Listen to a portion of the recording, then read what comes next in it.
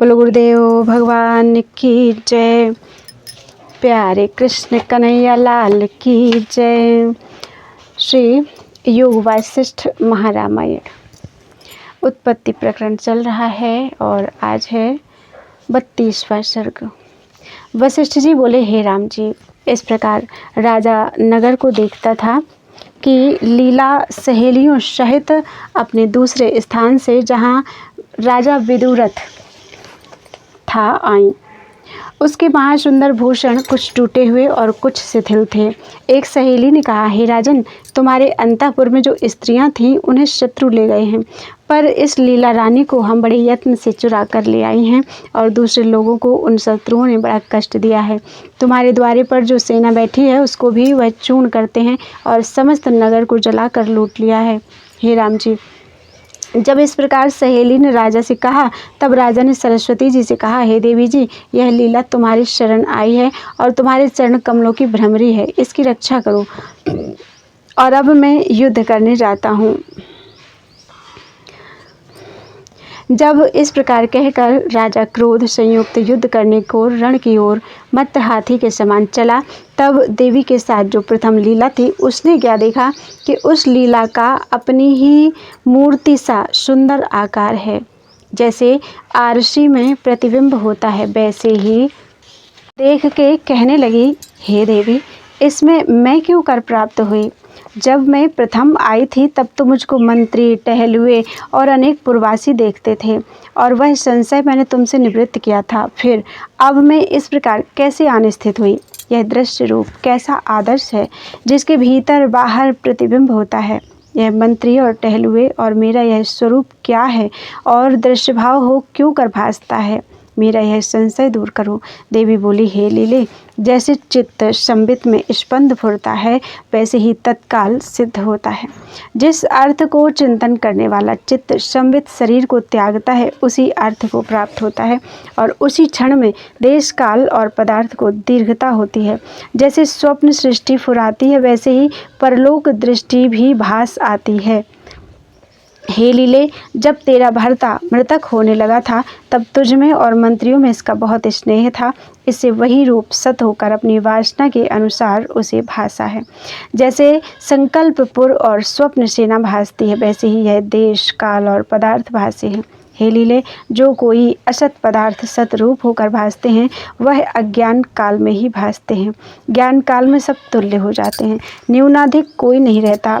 जागृत में स्वप्न मिथ्या भासता है और स्वप्न में जागृत का अभाव हो जाता है। जागृत शरीर मृतक में नष्ट हो जाता है, मृतक जन्म में असत हो जाता है और मृतक में जन्म असत हो जाता है। हे लीले, जब इस प्रकार इनको विचार कर देखिए तो सब अवस्था भ्रांति मात्र है, वास्तव में कोई सत्य नहीं। हे लीले, सर्ग से आदि महाप्रलय पर्यंत कुछ नहीं हुआ। सदा ज्यों का त्यों ब्रह्म सत्ता अपने आप में स्थित है। जगत आभास मात्र है और अज्ञान से भासता है और वास्तव में कुछ भी नहीं है। जैसे समुद्र में तरंग उपज कर लीन होते हैं, वैसे ही आत्मा में जगत उपज कर लीन होते हैं। इससे अहम त्वम आदि शब्द भ्रांति मात्र हैं। हे लीले, यह जगत मृग तृष्णा के जलवत है, इसमें आस्था करनी अज्ञानता है और भ्रांति भी कुछ वस्तु नहीं। जैसे घन तम में यक्ष भासता है, पर वह यक्ष कोई वस्तु नहीं। जैसे घनतम में यक्ष भासता है, वह यक्ष कोई वस्तु नहीं है। ब्रह्म सत्ता ज्यों की त्यों है, वैसे ही भ्रांति भी कुछ वस्तु नहीं।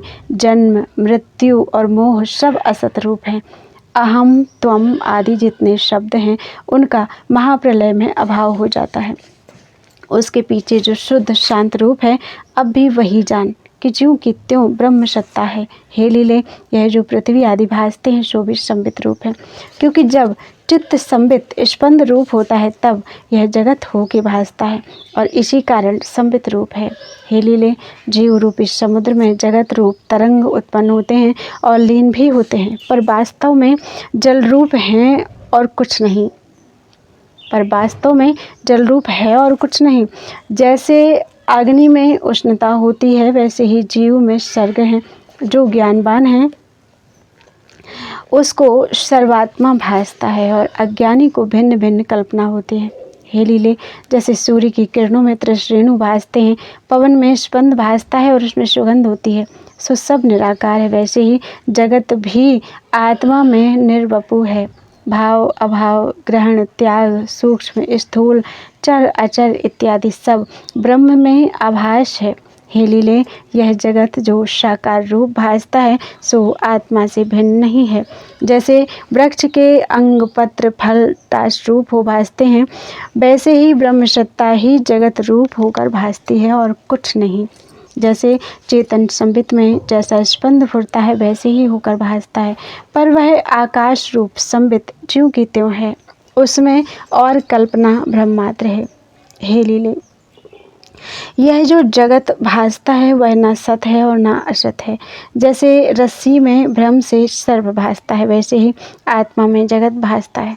जिसको असम्यक ज्ञान होता है उसको रस्सी में सर्प भासता है तो वह असत ना हुआ, और जिसको सम्यक बोध होता है उसको सर्प सत नहीं। ऐसे ही अज्ञान से जगत असत नहीं भासता और आत्मज्ञान होने से सत नहीं भासता, क्योंकि कुछ वस्तु नहीं है। हे लीले, जैसे जिसके अंतःकरण में स्पंद फुरता है उसका वह अनुभव करता है। जब यह जीव मृतक होता है तब इसको एक क्षण में जगत फुराता है।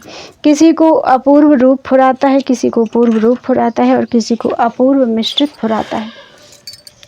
इस कारण तेरे भर्ता को भी वही मंत्री स्त्री और सभा वासना के अनुसार फुराए हैं, क्योंकि आत्मा सर्वत्र रूप है। जैसा जैसा इसमें तीव्र स्पंद फुरता है वैसा ही होकर भासता है।